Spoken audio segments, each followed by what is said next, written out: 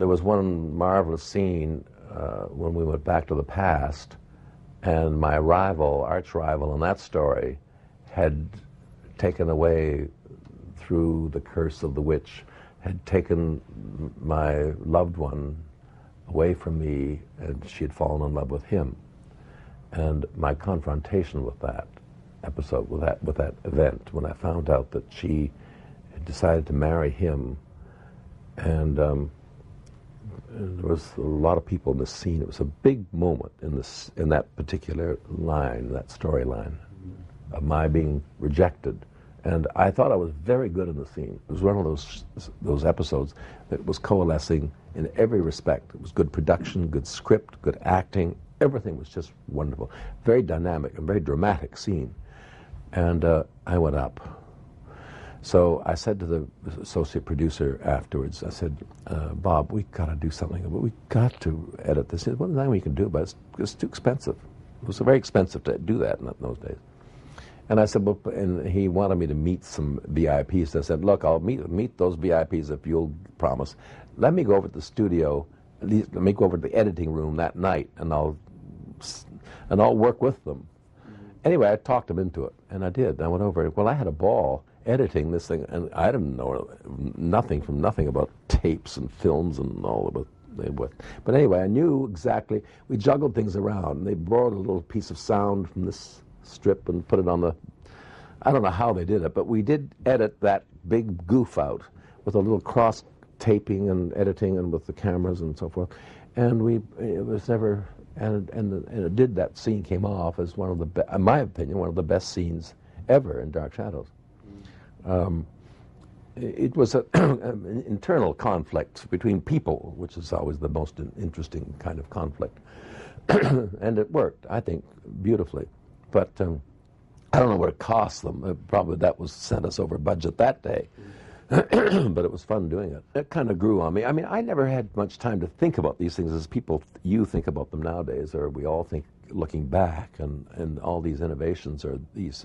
I was just too busy working on the script. I never had time to sit back and really to enjoy the success, which was probably a good thing. Otherwise, I would have gone to my head, and I would have been, I don't know what would have happened. But I had to keep my nose to the grindstone there for a long time on those scripts. I never had time to enjoy the success of it, because I was never happy with my work ever. You see, it's like I tape my one-man shows, and I look at them and I think, oh my God, I thought I was better than that. I'm constantly downing myself, not in an obsessive way, but just in an intelligent way. I mean, this has got to be better than that. I'm my own director. I really, and I feel nobody can direct me if I'm bad.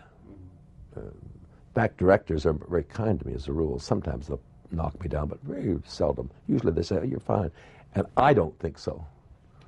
You see, I'm constantly hammering at myself. Well, I knew it was saving the show. I mean, I knew that the whole experience was saving the show. I don't say it was necessarily me. It was just it was not. I didn't think.